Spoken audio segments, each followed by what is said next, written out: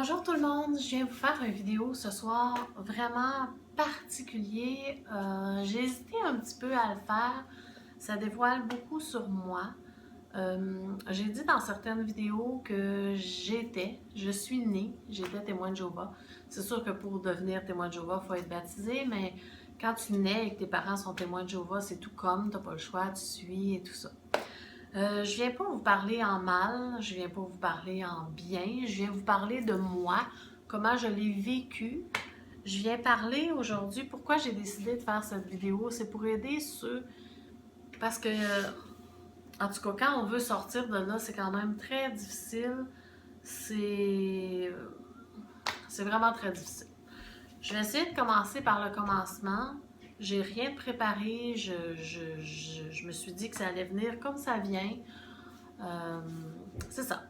Pour commencer, moi, je suis née, comme j'ai dit, témoin de Jéhovah. Ben, en tout cas, je suis née et mes parents étaient témoins de Jéhovah.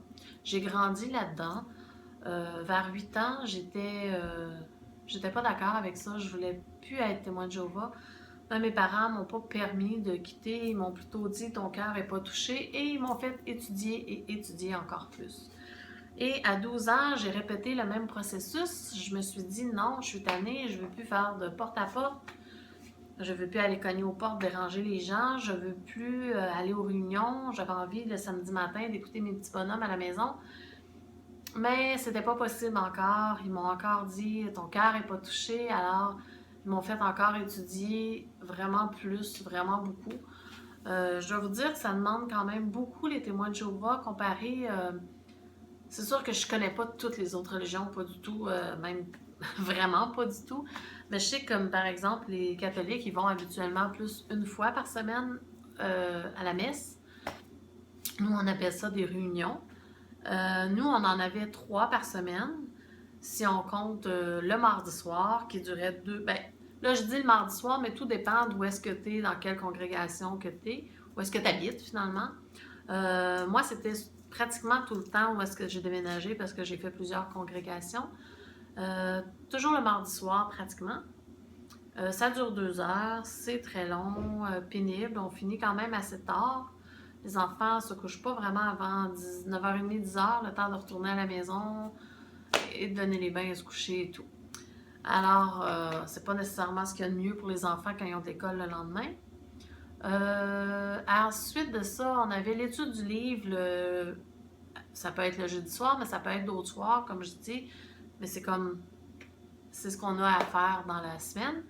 L'étude du livre qui durait 1 heure. Souvent, c'était dans la salle du royaume, à l'église, si on peut dire. Mais parfois aussi, souvent, c'était dans des familles. Moi, on l'a eu quelques fois chez nous. Euh, Ils choisissent une famille qui est quand même bien vue dans la religion. Et on a plein de chaises et on sort les chaises, on s'assoit sur les sofas, tout ça. Souvent, ça se passe dans le salon. Certains, c'était dans le sous-sol. Ils installaient plein de chaises, ils faisaient le ménage, ils nous recevaient. Souvent, il y avait un petit lunch avant ou après, mais des fois, non. Ça dépend où est-ce qu'on allait. Ça dépend des gens qui nous accueillaient. Alors, voilà. Et il y a aussi le dimanche, ben, le samedi matin qui est presque techniquement tout bon témoin de Jéhovah, sauf s'il travaille, doit aller le samedi matin dans le porte-à-porte. C'est sûr que c'est pas tout le monde qui le faisait, mais la plupart, parce que sinon c'est mal vu. Et bien sûr, le dimanche, soit le dimanche matin, le dimanche après-midi, ou même certaines réunions, c'était le dimanche soir parce qu'il y avait beaucoup on appelle ça des congrégations qui se réunissent dans la même église, on peut dire, dans la même salle du royaume. Alors, c'est ça. Et le dimanche, ça dure aussi 2 heures. Et en plus d'aller là, qui dure 2 heures, 1 heure, 2 heures, les 3 réunions principales, eh bien, il faut étudier. Il faut d'abord étudier nos tours de garde et réveillez-vous, ce qui vous laisse dans les portes. Il faut étudier la tour de garde le dimanche, entre autres, et d'autres trucs qu'on étudie la semaine, mais ça prenait du temps. Ça prenait du temps, étudier, chercher des versets bibliques, chercher dans la Bible et tout ça. Alors, c'est vraiment beaucoup d'heures par semaine qu'on met là-dedans. Plus ceux qui font beaucoup, beaucoup de porte-à-porte, aller cogner aux portes. Alors, si tu fais 10 heures par semaine, 20 heures, 40 heures par semaine, 40 heures par semaine, je crois pas, mais les pionniers spéciaux, ils devaient en faire beaucoup parce que dans le temps, c'était vraiment beaucoup d'heures là, que je nommerai pas parce que je me souviens plus exactement. Je sais qu'il y avait les pionniers normales, c'était 60 heures. Après ça, c'était 90 heures. Je pense que c'était les pionniers auxiliaires, mais ou les je me souviens plus des termes, mais peu importe. C'était vraiment beaucoup. Euh, les témoins de Jéhovah, pour moi, là, et tout ce que je vais dire dans cette vidéo, c'est mon opinion personnelle. Euh, en tout cas, ce que moi j'en ai conclu, ce que moi j'ai vécu. Euh, si je viens faire cette vidéo aujourd'hui, c'est pour dire aux gens qui sont encore témoins de Jéhovah, qui auraient envie de quitter, parce que c'est quelque chose de très difficile, quitter les témoins de Jéhovah. C'est difficile parce qu'on se retrouve souvent seul au monde. Je vais vous expliquer pourquoi. Euh, pour moi, les témoins de Jéhovah, c'est une secte. Oui, c'est une secte parce que si on pense à une secte, c'est souvent ils vivent à l'extérieur du monde, ils sont souvent même dans les bois ou en tout cas, ils font même des fois des clôtures autour et les gens vivent en communauté et cultivent leurs propres légumes, s'autosuffisent presque eux-mêmes. Parfois, les chefs, ils vont sortir aller chercher des trucs, mais habituellement, les membres vont rester là et ne sortiront pas. Alors, sont vraiment reclus du monde, carrément. Les témoins de Jéhovah, c'est un petit peu plus... j'avais même trouvé ça, c'est bizarre de dire ça, mais intelligent, celui qui l'a inventé, parce que il a réussi à créer une secte en les emprisonnant pas. Parce que c'est plus difficile de rentrer quelqu'un que tu vas aller te couper de toute ta famille, tous tes trucs d'une seule chose, d'une seule... Tu sais, quand tu décides d'aller, mettons, je sais pas, moi, à la secte de Moïse, ben tu y allais et puis c'était fini, tu ressortais pas, tu n'allais pas voir ta famille, là, c'était... T'es pris là, t'es pris là. Alors que les témoins de Jéhovah, ça se fait vraiment en douceur. C'est vraiment doucement. Souvent, on parle d'un lavage de cerveau. Oui, je dirais que c'est un lavage de cerveau. Tranquillement, ils nous font des peurs, ils nous promettent aussi des belles choses, de vivre sur la terre, dans un paradis, et plein de trucs. J'entrerai pas dans tout ce qu'ils nous ont enseigné parce que c'est... J'en aurais pour des semaines, probablement. Mais si je fais un survol, c'est ça. C'est que les témoins de Jéhovah, Jésus avait dit dans la Bible, je suis dans le monde, mais je ne fais pas partie du monde. Et les gens du monde, c'est... En tout cas, c'est moi. Je suis plus témoin de Jéhovah. Les gens du monde, c'est tous ceux qui ne sont pas témoins de Jéhovah. Alors, si je vous parle des gens du monde, c'est si vous n'êtes pas témoin de Jéhovah, vous êtes un gens du monde. Pour ceux qui ne connaissent pas les termes. Alors, c'est ça. Ce qu'on nous apprend quand on est témoin de Jéhovah, c'est de... Quand j'allais à l'école, j'avais le droit... J'avais pas vraiment le droit de me faire d'amis à l'école. C'est sûr qu'à l'école, si j'avais pas de témoin de Jéhovah dans ma classe, je jouais avec d'autres enfants qui n'étaient pas témoins de Jéhovah. Mais si je voulais les inviter chez moi, si je voulais aller dormir chez eux, en tout cas pour ma part, c'était impossible. Ce que vous devez savoir, c'est un peu comme les catholiques. Il y en a des plus zélés, il y en a des moins zélés. Mais c'est mal vu de fréquenter des gens qui n'étaient pas témoins de Jéhovah. Même juste comme amis, là, je parle. Alors, voilà. Ce qui fait en sorte qu'on n'est toujours que les témoins de Jéhovah ensemble. Mais il y a des beaux côtés aussi, parce que je ne veux pas juste parler du mauvais. Je me dis qu'il y avait quand même quelques bonnes choses, mais c'est que c'est quand même, ils ont quand même de belles valeurs.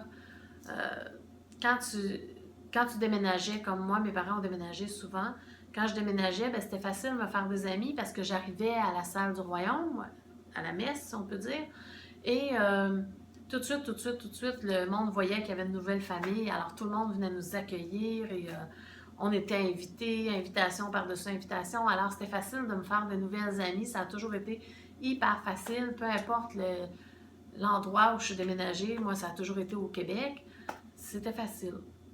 Alors voilà, c'est le côté bien que j'aimais des choses.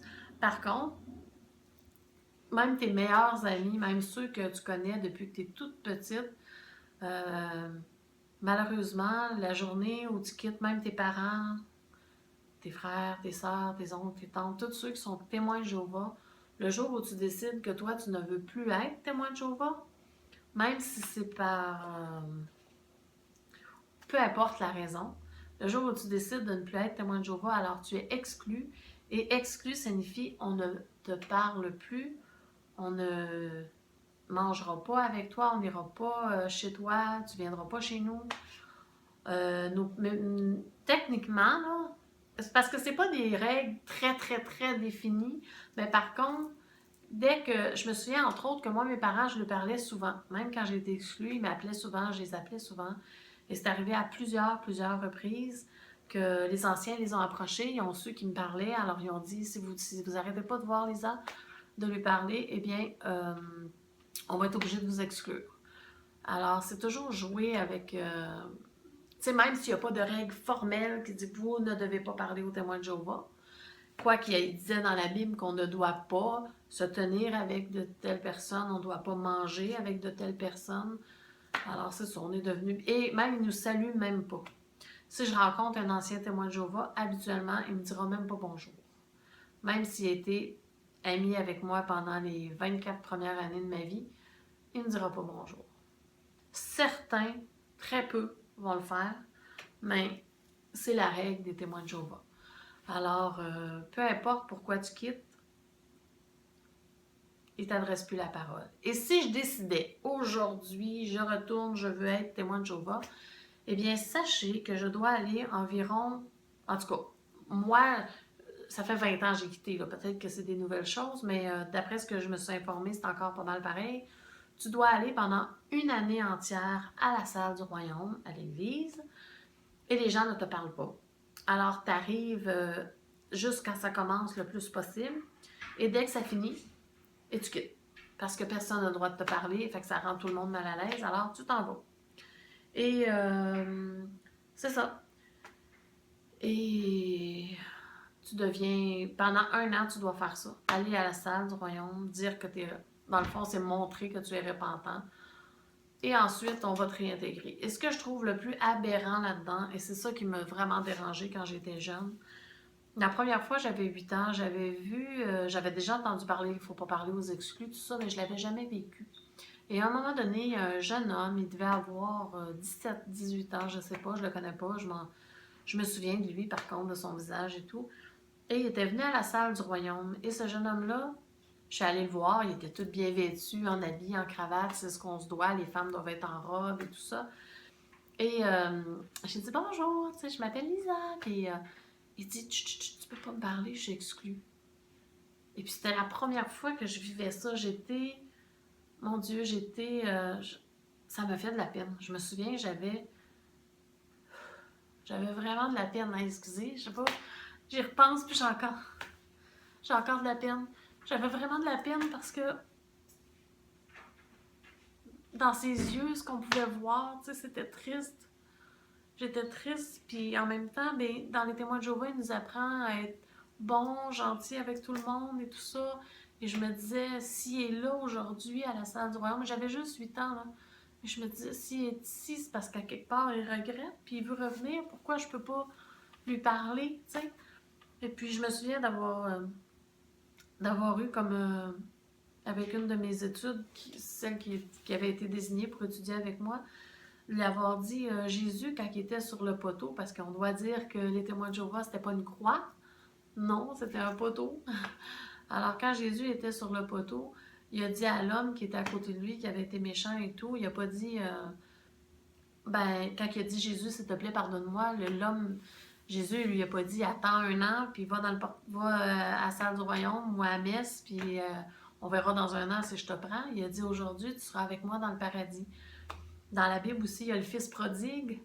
Ben, je me disais, le fils prodigue, son père, il l'a accueilli les bras ouverts, même s'il avait été pas correct. Pourquoi faire ça? Ça, c'est une des raisons pourquoi, en tout cas, pour moi, les témoins de Jéhovah, ça collait pas avec moi. Déjà là, j'ai commencé à avoir des doutes. Après ça, il y a eu plein d'autres trucs. Je ne vais pas toutes vous les nommer parce que ça serait très, très long. Mais c'est sûr qu'il y a une chose que je dois parler parce que ça me touche vraiment, ça me tient à cœur. Vous avez sûrement entendu parler en Australie présentement. Il y a une grosse enquête.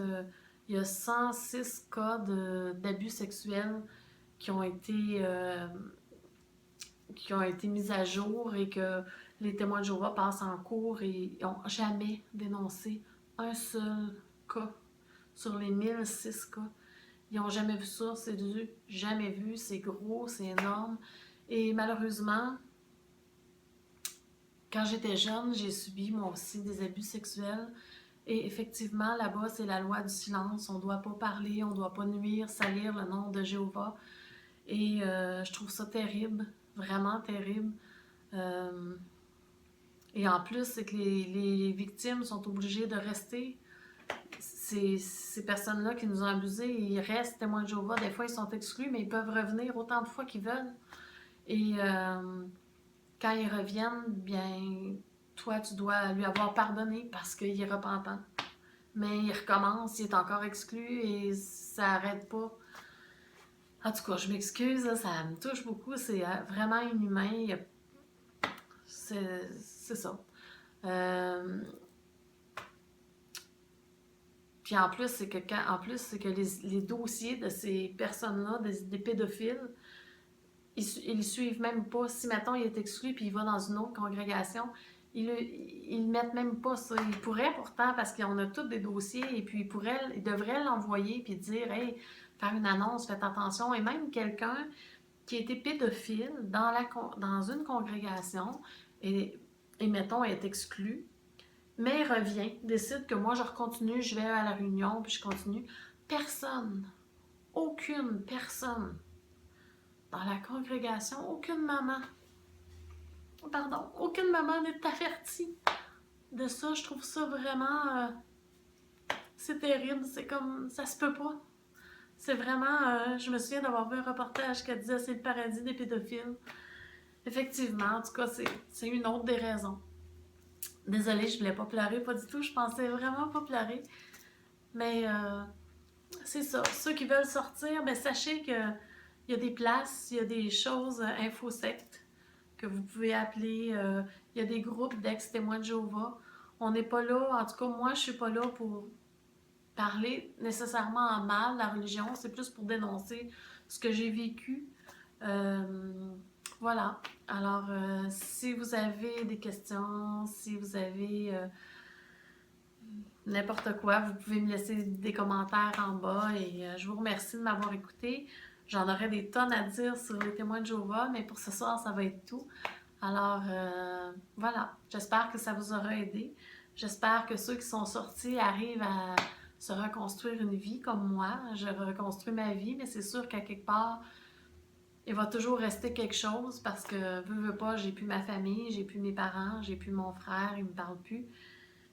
Ou très très peu quand il me parle. Alors voilà, c'est ça. J'espère que vous avez aimé et je vous souhaite de vous en sortir, ceux qui essaient de s'en sortir et ceux qui s'en sont sortis. J'espère que vous allez super bien, que vous avez maintenant une belle vie heureuse et libre surtout. Moi, ce que je dirais, c'est que depuis que je suis sortie de là, je me sens libre, vraiment, et je regrette rien. Merci.